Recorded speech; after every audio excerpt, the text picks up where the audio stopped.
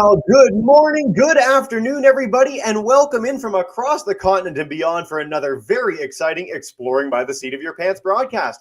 If you're joining us for the first time, and so many of you are today, we are all about bringing conservation, adventure, and science into classrooms around the world. Now, if you've been joining us in the last month, we've been doing a lot of nature stuff. It's been a wild ride, conservation, oceans, forests, and more, and it's been a ton of fun. But we know that one of your all-time favorite topics, and one of my all-time favorite topics, there's my moon globe, is going into space, talking about the epic exploration that NASA, the Canadian Space Agency, and more amazing organizations are doing to explore our solar system and cosmos beyond. And so today, one of the programs I've been most looking forward to all year is set to go, and I'm so excited all of you are joining for this. So, before I introduce our speaker, I want to note we do have a Kahoot today. So between our talk and our Q&A in the middle, when we're doing our getting ready for the lab tour, we're going to pull up this game pin and do a little 4-question quiz to test your understanding and have some fun. So if you want to bring that up, please feel free to.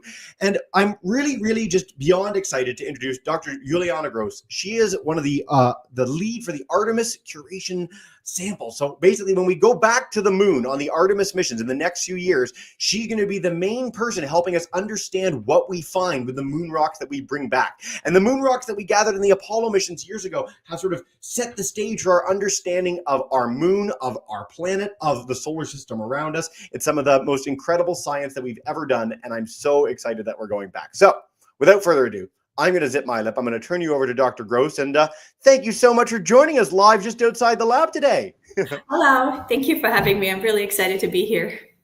You are, we've got kids from like Minnesota, Alberta, BC, Ontario, and beyond today. It speaks to how exciting this topic is, that pretty much everybody lives and breathes the moon. I mean, it's a science that we can all see every day, and to be able to live and breathe it must be so enriching. So, as I said, I'm going to ditch it. If you want to bring up your presentation, I know you've got a lot to share with us. Please feel free and take us underway. Yes, I'm happy to do that. See if I can do that real quick. Oh, sharing the wrong screen. Hold on. Okay, can you just give me a verbal? We are golden. You're good to go. Fantastic. Okay, so I'm really excited to be here. I'm going to show you a couple slides to get you ready, and then I'm going to take you on a physical tour. We're actually going into the Apollo lab, and we're going to see some real live moon rocks. So I was just going to give a little presentation about me, and I'm very interested to hear who you guys are and what your hobbies are. So I really like rocks and anything associated with rocks. I like rock climbing, I like painting, I like traveling. And so in the middle here, you can see a picture of me in Antarctica. That was a mission that I was deployed to go find space rocks on the Antarctic ice and return that here back to Houston. I'm also a planetary scientist, so I study how planets form. Here's a picture of what we think the solar system looks like, and I try to understand, for example, how the moon formed or how Mars formed. And I'm NASA's Artemis sample curation lead, and that means I'm responsible to help NASA return the new rocks from the moon. I work with a lot of different people, scientists and engineers, and the people who build the tools and the suits to make sure that we can return the rocks in a safe way, that we don't harm the rocks. I help to train the astronauts so that they understand why returning samples is really important and how to do it in the best way.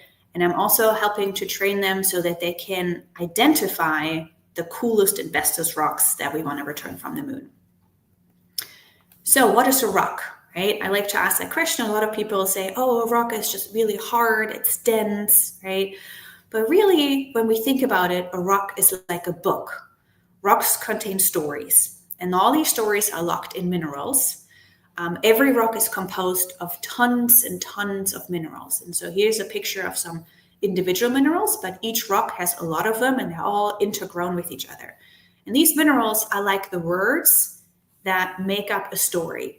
So the rock books contain all the information of how it formed, when it formed, what it experienced after it was formed. And so as a geologist or a space geologist, my job is to understand how to read this rock book and how to extract all the stories that these rocks contain. And the rocks from the moon are really special, and we really care about them because they contain a lot of information about how our solar system started to form and evolve. So we went from a nebular gas, a cloud that started to rotate and flatten out into a disk of dust and gas, into a solar system with a star in the center and then planets. So here's our star, the sun in the center, here's the Earth-Moon system, here's Mars, here's the asteroid belt, and then the gas giants. But the big picture questions are, how does this work? When did that happen? How old is the solar system, right? How did the Earth and the Moon form? Where's life on our planet come from? Where's the water coming from, right? I'm sure you guys have a lot of questions about our own planet Earth and like the solar system. So maybe we can talk about that later. And you would think if all that information is locked up in rocks, we can simply go to Earth and pick up lots of rocks on Earth. But Earth is really special. You guys know that we have wind and we have water and we have ice and we have continents and we have oceans, we have humans, we have animals, we have plants, and all of these things change the rocks. We also have something that we call plate tectonics. So the continents move on the ocean. And so with this plate tectonic, we have the ocean floor that gets brought back into the interior of Earth. It starts to remelt. We make volcanoes that make new rocks that as lava that flow out. Those rocks and mountains, they get abraded, they get turned into smaller particles with the wind and the rain and the water and the ice. And then that gets transported with rivers into the oceans, where it then eventually gets brought back into the interior. So the Earth is a gigantic recycling machine. And all the rocks on Earth that we can find only record the short-term history. But all the things that happened since its formation, since Earth formed up until now, all that really old geologic evidence, that history that has been destroyed and replaced with something new. So all the rocks on Earth are younger than all the rocks on the Moon. So the Moon doesn't have an atmosphere. It doesn't have wind. It doesn't have rain, right? And so the Moon is like a museum of planetary history. So it has recorded everything that happened to the Earth and the Moon ever since it was formed. And so here's a picture of the American Museum of Natural History. I used to work there. And if you go into that museum, you will find a lot of books about our history. You will find dinosaur bones. You will find artifacts. And all of these things will tell you a story about our own planet and the history of our planet. The Moon has artifacts and books as well. They are the rocks, right? And so we need to learn how to read and understand those artifacts in these books. And they will tell us all the planet-altering processes that have happened to our little corner of the universe ever since it formed. And so with Apollo, between 1969 and 1972, humans went to the Moon. And here's a picture of Apollo 11. That's an astronaut on the surface. They were on foot. But then Apollo 15, for the very first time, they had a little rover. You can see it here. And then here, this is a picture of Apollo 17 on the right side from an orbiter that was taken. And you can see the tire tracks of the rover that was left behind. And so these astronauts collected 382 kilograms of rocks and soil. They had geology hammers, like when we go into the field, just like we have tools to collect rocks and samples. They had the same thing. So they brought back a lot of rocks. And we learned from the rocks that once upon a time, the Moon and the Earth were covered in a massive magma ocean. So it was like a ball of liquid magma bobbing in space. You can see an artistic representation right here. And every time you have a liquid, whether it's molten rock or water, and you start to cool it, it will start to crystallize, right? If you have water, you start to cool it, you make ice crystals, and they like float to the surface. Well, if you have molten rocks like lava or magma, and you start to crystallize minerals, if they're dense, they start to sink, and other minerals start to float and make a crust. So they're like rockbergs. Instead of icebergs, they're rockbergs that bob and make a crust on that ocean. And so those rocks are white. We call them anorthosite because of the minerals that are in there. And then over time, the Moon got bombarded with lots of asteroids and meteoroids, and they made big craters.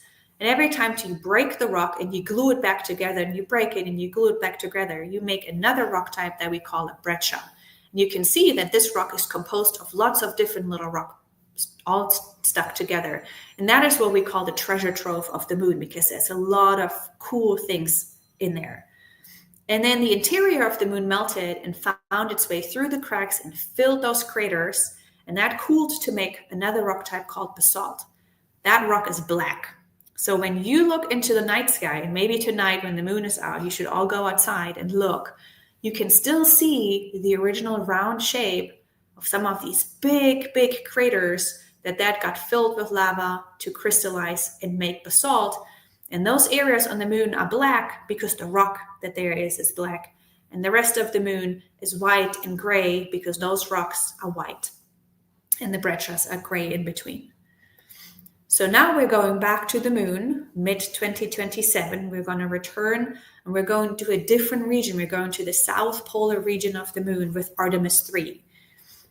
And here's a video of the moon. The moon doesn't have a tilt. So if we look at the South Pole down here, and we're tilting this up. So now we're looking straight down onto the South Polar region. The sun is so low, it makes really long shadows. So when you have a crater rim, it makes really long shadows. And some of the crater floors, and we zoom in here and you can see that in the middle right there, those crater floors never, ever see sunlight. And so they're always in shade, in shadow. And so it gets really, really, really, really cold in there. And we think that whatever gases were present on the moon, they have frozen out in those really, really, really cold regions. And so if we go there with humans, we can now pick up rocks and we can look and see if there are any ices present, because those ices are really important if we want to go and stay on the moon, right? We can turn them into water where we can drink, we can turn it into oxygen to breathe, we can turn it into rocket fuel so we can start and explore the solar system from the moon. And so in order to get ready for that, we're training the crew, as I told you. So here's the Artemis 2 crew. This is Reed Weissman, Victor Glover, Christina Koch, and Jeremy Hansen. And they get a lot of training with us. Even though they're just flying around the moon, they're going to take a lot of pictures of the moon. And as I've just showed you, you can infer about the samples by taking pictures, right? And so we take them into the field. Here's a picture of Jeremy Hansen in Iceland, where they look at the rocks. Here's another basalt. You can see how black it is. We're also taking them into the lunar lab to look at the moon rocks so that they understand when they're flying around the moon and they're taking pictures, what they're taking pictures of. And then we're going to use that knowledge to train the Artemis 3 crew, and they get a lot more training on samples so that they can understand when they're on the lunar surface which samples to pick up and which rocks to not pick up. So these samples are stored at NASA Johnson Space Center. This is where I'm right now. And so this is the area. And here in the yellow bubble, that's the building that I'm sitting in right now. This is what it looks like on the outside. And I'm sitting right here in that corner. You can see the building doesn't have any windows on the outside, and that is because it is hurricane proof. So if a hurricane comes through, this building can withstand all the hurricane forces, and all the samples that are in here are safe. And so with that, I'm going to stop sharing my screen if I manage to do that. There we are. Yep. And then I'm going to take you on a little tour to the lab. And just so you can see here, through the window, you can sort of already see the lab right there. And what I have to do is now I have to go in here. This is our changing room, and Suzanne is trying to hide. She's going to hold it in a minute. So I'm going to walk out of the observation room. I'm going to hand you over to this lovely lady. Oh! So she's going to hold it because I left my stuff in there. That's okay. Because we have to go through this security door, right? I have to put in my badge first. Okay. And so you can see there's some, if I hold you guys here, there's some sticky tape. Let me put this back in my computer. And so I have to step on this. And then I have to put on these blue boots. And so this is where a lot of the dirt that is on my shoes is being kept on that sticky mat, because we're entering a clean room facility. So we want to be really, really clean. And now I'm going to open the door, and then I'm going to hand you over to Suzanne. So we have lots of extra doors here to make. Can you open the door? to make sure that everything is safe. Here's Suzanne. Hello, Suzanne. Yeah, she's already dressed up. And now we're in our changing room. Cool. This is where I have to put on what we call a bunny suit. And I have to take all my jewelry off because we want to make sure that we're not bringing anything into the lunar lab that might be contaminating. I'm assuming this is my stuff. So we have these bunny suits here. They go over our clothes. And we're doing that because we're trying to protect the samples from us. The samples are very fragile, and I told you guys, every time we're exposing rocks to an environment that they didn't originate from, they are changing and they're losing part of their stories, right? And we really want to preserve all the different parts of the stories that the moon rocks contain so we can learn a lot about our own history and our solar system history. So I have to wear this really fashionable hairnet. Makes you look super cool, obviously. Here we go. And then I also have extra booties. So even though I'm wearing these blue boots, I have to put another pair of boots over my boots for extra protection. They go over my suit. Okay. I'm going to snap it in here. Put that on here. And then the next one. And then the only thing that is left are my hands. Okay, snapping that in. We've only ever had one clean room program in the history of Exploring by the Seat of Your Pants, and that was where we went down into the snow lab mines to do particle physics, where you needed to be at least showered and new clothing when you're down there. But this is next level bunny suit, live on camera, and very, very cool. And you are very fashionable, I must say. Thank you. Thank you. Yeah. See, now I'm all white with my super cool hat on. Everything else is in here. And now we have to go into an air shower. All right. So Suzanne's going to come with me. And we're going into this door. Voila. Yeah. I'm going to close the door. Okay. So now we're in the air shower. If you tilt up the camera, you can see we're up here's where the air comes out and it flows out and it flows over our bodies and then gets sucked into the floor down here where we're standing.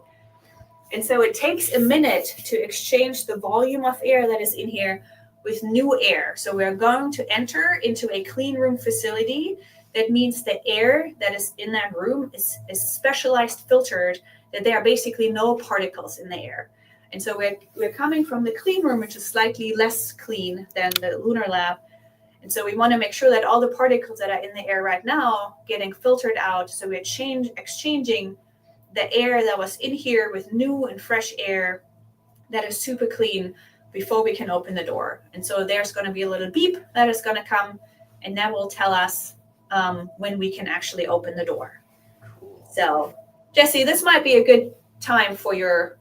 Yeah, well, there's the beep. There's our beep. You know what? I think since we're really excited to go into the room now that the beep has happened, we'll do our Kahoot a little later, but this is super cool. Fantastic. Let's do it. Let's do it.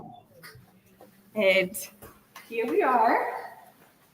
Welcome to the Lunar Lab. Here's Andrea. Hello. She's one of my favorite people in the world. I'll introduce her in a second. We need to close the door. So I want to say a quick note for you both. And Andrea, I'm so happy you're here because I read this incredible book back in the summer, which is all about the moon, and you were featured so prominently in it, and you're the reason that I reached out in the first place. So you're an absolute legend, and it's so nice to have you both here today. This is so cool. Yeah, thank you. It's so cool to be here. It is super fun to be here. Andrea's fantastic, and I love working with her. She will never retire or die, just so we're all clear. No, that's clear. We can tell that you're never going to retire. And I want to note for you too, as we've already told Juliana, we've got 356 kids from like 5 states, 3 provinces in Canada, all over the world. So excited to hear about moon rocks. And so I'm going to zip it and leave you to walk us through the two of you. But thank you so much to the both of you for being here and taking it. Awesome.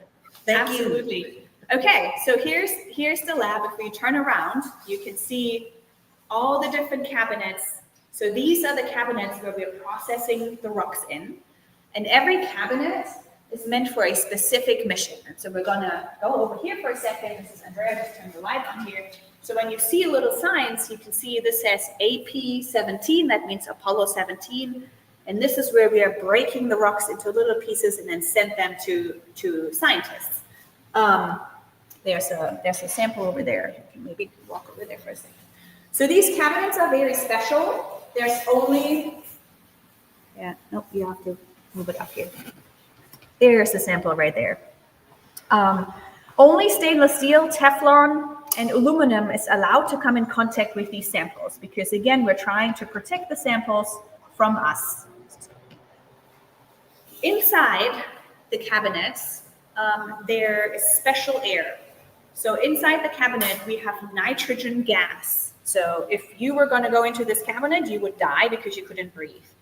And we have nitrogen gas in there because nitrogen, you can think about nitrogen as like a grumpy gas. It doesn't really like to make friends, so just stays with itself. So when it comes in contact with the rocks, it leaves the rocks alone. Versus our atmosphere, so our air that we are breathing here on Earth, is made of hydrogen and oxygen. And hydrogen and oxygen, which make water, they're very friendly. They like to make a lot of friends. And so when they are exposed to rocks, they want to be friends with the rocks and they start interacting with the rocks, but that means they're changing the rocks. So in these cabinets, we have the nitrogen gas so that the nitrogen, because it doesn't like to be friends, is not harming our samples. So that means we have to wear special gloves. I'm just going to remove these for a second, right? So that we can interact with the samples. Right? So they stick out like this, and then you put your hand in here, and then you go through, and now my hand is in the cabinet, but I can stay outside and breathe air versus my hand is protected. And now on the inside, I can start interacting with the rocks without harming the rocks, right? And that's how we do this. So we have all these cabinets here for all the different missions. So we can break the rocks into smaller pieces and then send them to all the researchers in the world that want to study them. But now I'm going to show you where the actual really cool rocks are. Come with me. Yeah, it's been so boring to this point, for sure. No, I can't believe we get to do this. So I want to stress for our kids too. So if you look into this cabinet, it might be easier if we go onto the back side. This is that is where all our cool samples are. No, Andrea, you want to stay with me. That we're going to see if we can move you guys into the back. You have to give me a verbal. Can you guys still hear me? So yes, you're perfect. Tilt it a little more. Yeah. Yep. Beautiful. Okay. You gonna see the samples? Okay. So this is the biggest collection of known rocks in the world, and I'm gonna tell you the rock that has 60017, the middle one that you can see here on the floor. You can see how white it is, right? Ignore the black crust around it, but it's so white because that is the original crust from the moon. That is the oldest rock we have from the moon. It's 4.5 billion years old. So that was the rockwork that floated on that big magma ocean that made the original crust.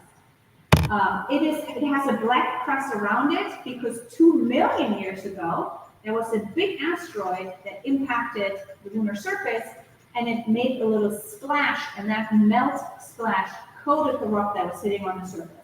And so it's just one rock. We have the oldest and the youngest sample from the moon. And the 2 rocks left and right from it, you can see that they're black. That is the basalt that I talked about, right? That is from those big impact basins. And when you look into the night sky, those are the dark areas. Now these are really cool. The very one at the end, you can maybe see that it has little dimples in it, like somebody poked little holes in it. Those are fossilized gas bubbles. And when the Apollo 15 astronauts were driving on the surface, they saw this rock and they really wanted to collect it, but they were running behind schedule. And mission control said that they are not allowed to stop and collect any more rocks because they were late. So they came up with like an excuse, and they said that their seatbelt was broken, and if they could stop and fix the seatbelt. That was a lie, but they didn't tell that to mission control. So mission control said, sure, you can stop and fix your seatbelt. And so instead of, they unbuckled themselves because the seatbelts were working perfectly, and they quickly ran and grabbed the rock and ran back and buckled back in and said, hey, mission control, we fixed our seatbelt. You're ready to come home. And they said, good job, guys. And then they didn't say a word about this until the rock box was delivered to this room here, and the curator at that time opened it and was like, where's this rock coming from? And then they were like, so funny story, we lied about it, but we thought it was really cool. And it turns out this rock is really important because you only get fossilized gas bubbles in it if there was water around. And so the astronauts had really good training, geology training, to recognize that that was a really important rock and that that rock contains a lot of really cool stories. And so the middle rock here, which is also basalt, that one was one of the last samples collected on Apollo 17, and it is called the Children of the World rock, because when Apollo 17 returned in 1972, this sample was taken and broken into smaller pieces. This is the piece that is left. And then it was sent to all the different countries in the world that was recognized as a country as a gift. We call these ambassador gifts. So that all the children in the world could see the moon. So if you go into a museum and they have a moon rock on display, that is probably the sample here.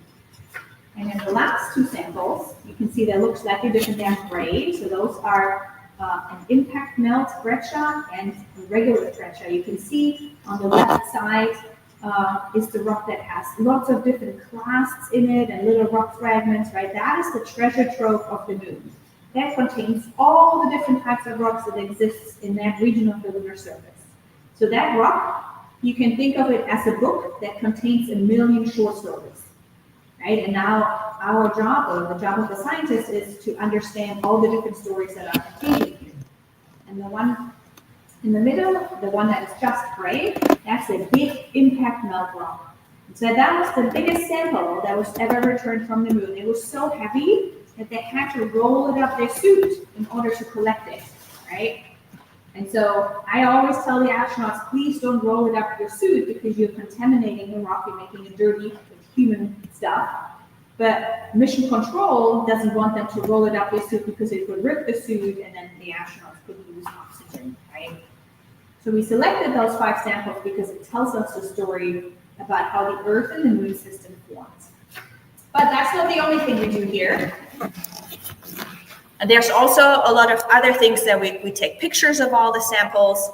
We cut the samples into little pieces, and then every time that happens, we have to record it. So I'm going to show you one of these recordings. So here's all the big paperwork. Like, this is what they used to do, right? Now we're doing it all on a computer, but you can see all the words that we're writing down here. And then here is where you can see where they took pictures, and every time that sample was broken, every little piece gets its own little number and gets stored in a separate container. And if we have time in the end, I'm going to show you where we are storing the samples. It's in a big vault. It has a big vault door, just like a bank has. And so if we have time, we'll do that. But maybe for now, we're just going to do some Q&A. Well, that was beyond cool. Thank you so much. Before we dive in with Q&A, we're going to see who is paying attention and do our little Kahoot quiz together. And so I'm going to bring up the game pin for that. And Juliane, if you want to help us with any of these questions, or Andrea, we'd love assistance from everybody. We'll do these questions with all our classes together. I'm going to give you all the chance to sign in with the Kahoot now. Again, there's a bevy of you from all over North America and beyond. If you're new to Kahoot, the faster you answer, the more points you get. And what you win is the Lunar Sample Team's everlasting respect. So Juliane and Andrea will respect you forever if you can win these moon questions. No pressure at all. And we'll dive in with that. And then we are going to head to Mr. Hancock's class for our first question. Don't worry, everyone's going to get multiple chances for questions before we go into the vault, which is the coolest sentence I've ever said in 1,800 broadcasts at Exploring by the Seat of Your Pants. But let's dive in with our first question. All right. 3, 2, 1. All right. How many people have walked on the moon? So we talked about some of these Apollo missions and the people that are picking up these samples. Has no one walked on the moon? If you say that, you are banished from the Kahoot. No. Is it 12 people? Is it 134 people? Or has it been over 2,000 people that have been on the moon? What do we think? Remember, guys, there were only 6 missions that landed on the moon. Could have been missions full of people. They could have had 300 each, but no, our audience did a great job. 12 people have walked on the moon, 6 missions landed, and we're going back very, very soon. So let's see what that does to our leaderboard. All right, Dandy Panther's in the lead. Question 2, When was the last time we went to the moon? Juliana specifically said this in the program. Is it 2024? Was it 2005? Was it 1972? Or was it 1934, which would have been a really, really neat trick before we had rockets? You gave us a good hint last time. Now, 2024 is a cool date. It would have been cool if we went back to the moon. Let's see. Our audience did really well with this question in other broadcasts. Yeah, 1972. Most of you got this right. Way to go, everybody. So it's been over 50 years. I think that means we've got to go back. And I'm very excited for us to do that. So, all right. Cheerful Lion takes our lead. 2 more questions. And then, Mr. Hancock, we're coming to you. What's a place that Juliana mentioned that we go field training for future moon missions when we're trying to get a sense of what it might be like as astronauts walking around on the moon? Where do we go? Do we go to Cabo San Lucas? Do we go to Houston? Do we go to Iceland? Or do we go to Palm Springs? Vacation destination?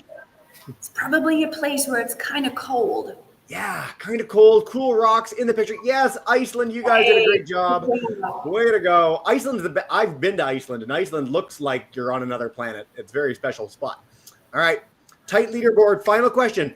The what missions are going back to the moon? What's the name of the mission? Is it the Apollo missions, the Artemis missions, the Zeus missions, or the Luna missions? We can tell you it's the twin sister of Apollo. Ooh, we're getting into our Greek mythology in-depth dive. Way to go. Yeah, Artemis. A lot of you thought Apollo. Apollo is what went to the moon in the past. Artemis is going now. You guys did a great job. Let's see what that does to our leaderboard. And then we're coming to everyone for questions before we head to the vault. Corbeau Intelligent is 3rd. Way to go. 2nd, barely, is Giraffe Ute. I bet that's Miss Chareau's class. Way to go, guys. And then 1st for all the marbles. And the winner, Purple Bat. If you are Purple Bat, let us know who you are. And Andrea, Juliana, you get their everlasting respect. That's very exciting. Well, good job, guys. Very good.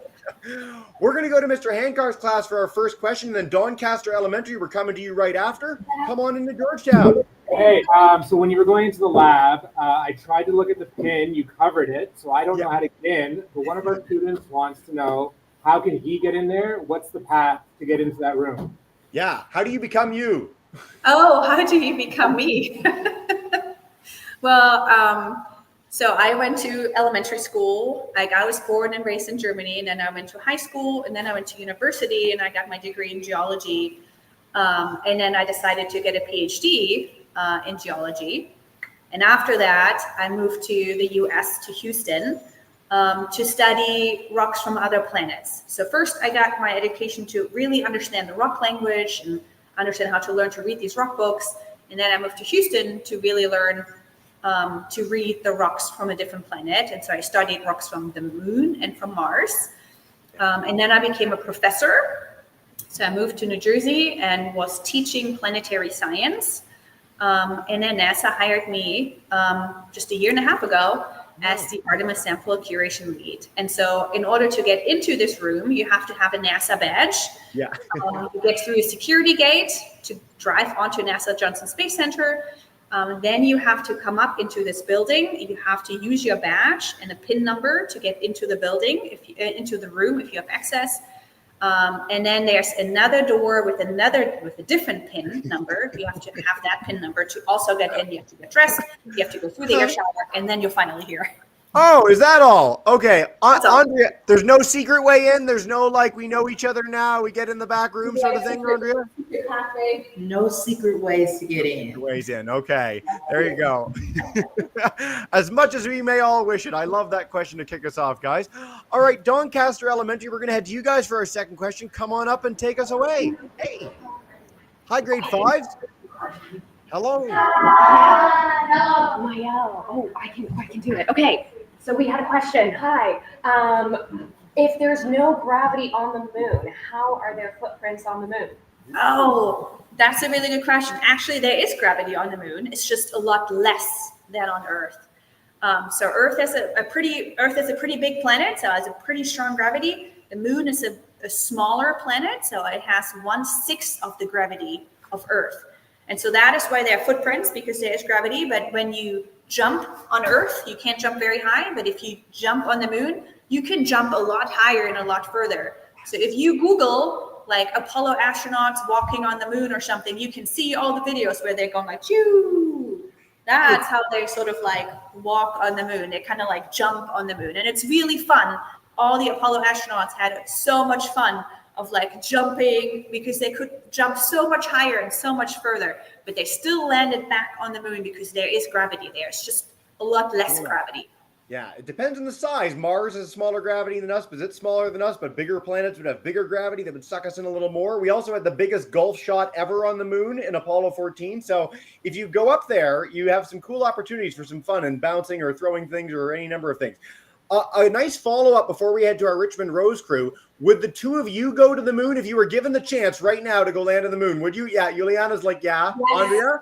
Yes, we would. We would collect the coolest samples ever because we have been working with the samples so long. We would definitely go together. It would be I fun. love the moon rocks. I love the moon. Yes. Okay, that's really interesting. Of all the space people we bring on, most people, interestingly, would not go, like astronomers and engineers we've had on. So I'm really glad that you two are so obsessed that you'd be like the first ones there. Way to go. Totally. All right, Richmond Rose, Miss Green's class, come on up. And Madam Stephanie, you're next. Hey, Miss Green, unmute your mic. Come chat with us. Hello. Oh, you're all set? Perfect. Hi, guys. Let's see. Is your audio working? I don't think it is. So we're going to share from the chat because you've shared some great questions there. They want to know what elements are in the moon rocks and how do they differ from rocks on Earth?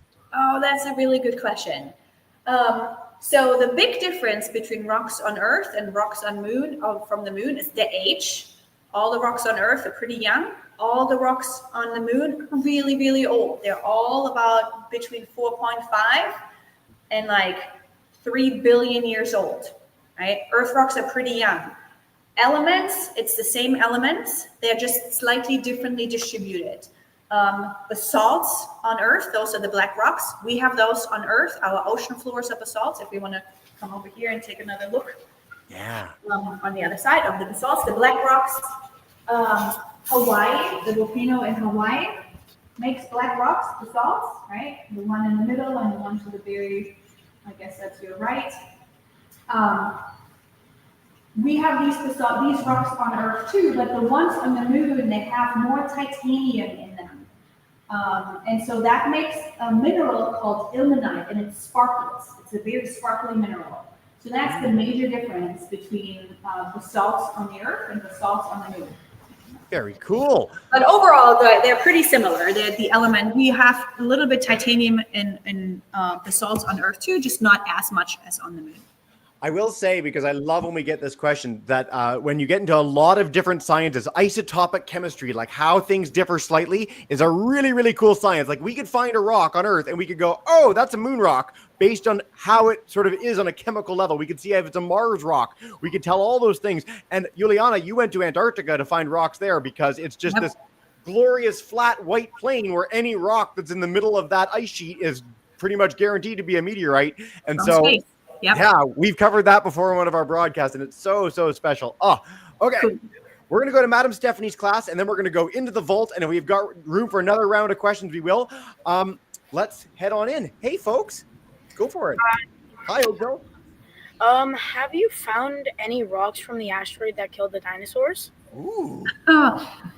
So those would be found on Earth. We wouldn't necessarily find them on the moon. Although I guess it is possible, but we haven't. I know that a lot of people on Earth are looking at that impact crater that was left by that big impact that killed the dinosaurs. And I think they have found a chemical fingerprint of the material that the asteroid was made out of that killed the dinosaurs. Yeah. But not an actual rock fragment, but like the chemistry that the rock had left like sort of like a fingerprint on Earth's surface. It's so cool, and I love this question because in theory there are, like the impactor that hit the Earth and wiped out the dinosaurs was so big, it actually did send other rocks flying into space, and some of those would have hit the moon. Like there will be some there, just really hard to find, and certainly not from like, oh, from space, there they are. So I love that query. Before we head to the vault, really, really quickly, we had a question about how long you've been working for NASA. So, Juliana, you said a year and a half ago, and I want Andrea's take. So how long have you been working for NASA? June the 2nd will be 50 years. Yeah. So Andrea started working here when she was just 2 years old. Yeah, I was gonna say.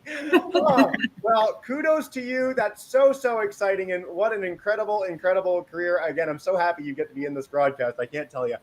Oh. Well, folks, if you want to head to the vault, because we get to say the word vault, and it's super exciting, we'll do that, and we'll try and sneak in another question. Cool. I'll leave you two to it.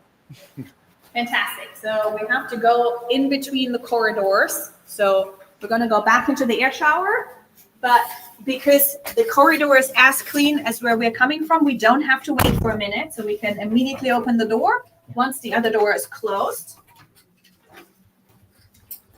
So this is behind the scene, guys. Behind the scene. This has all been behind the scenes. This is wild. Yeah.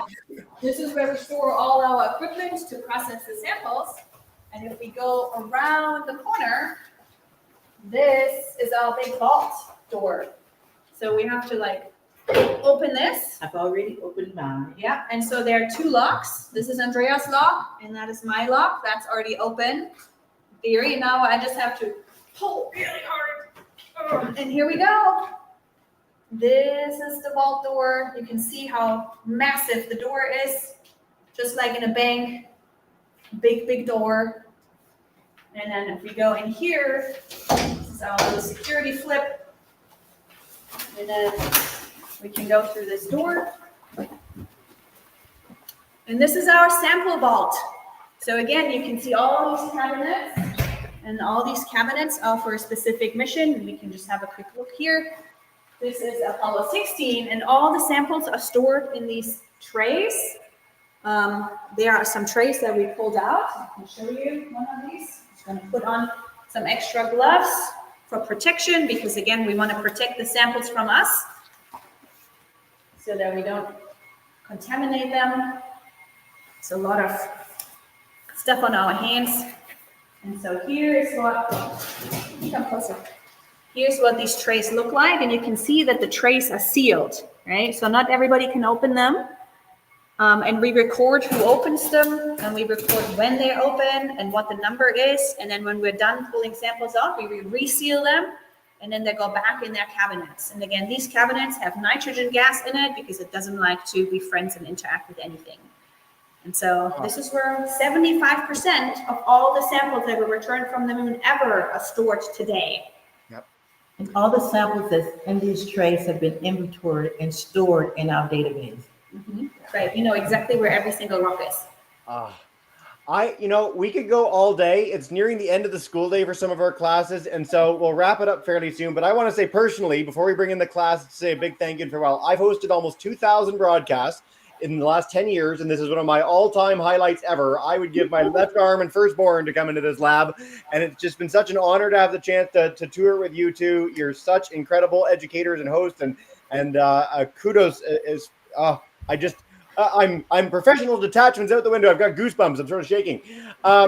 Before we wrap up, I'm going to highlight that there's so many great places to learn more. Juliana has an amazing site here. NASA.gov is one of the best education websites in the world. If you want to learn about the Artemis mission, I brought up the link, and I'll share that with all our classes. And From the Earth to the Moon is the greatest mini-series of all time to learn about the Apollo missions, the rocks that were gathered on them, some of the incredible science that happened. So I'll make sure all our classes have this. But before we wrap up and bring in our class today, thank you and farewell. From both of you individually, I'd love to hear any last messages you have on the moon, on these missions, on the rock samples, anything to leave us with before we say goodbye. Yeah, keep dreaming. If you have big plans and big dreams about becoming a scientist or working for NASA, you can do it. I never thought that I would get here. I came to the United States when I was 30, and now I work for NASA. I had to learn a different language because I was speaking German. And so whatever your dream is, don't let anybody tell you you can't do it. Keep dreaming and keep pushing forward, and you will be able to do it. NASA needs a lot of people, not just scientists and engineers. We also need artists and journalists and mathematicians and computer people and lawyers, right? And so whatever you want to do, keep doing it, be excited about it, and come work for us. Beautiful message. And Andrea? Absolutely. You could do anything that you set your heart to do and your desire Find something to do that you're really interested in and that you like. Make it your passion, because if you like what you're doing, you can do it forever and totally be happy. No better message than that, ladies. Thank you so much. And what we do to wrap up every broadcast, I'm going to bring in all our classes to say a big thank you and farewell. So Mr. Hancock, Doncaster Elementary, Miss Green's class, Madam Stephanie, thank you so much, everybody. Have a wonderful day. And bye for now, everyone. Thank you so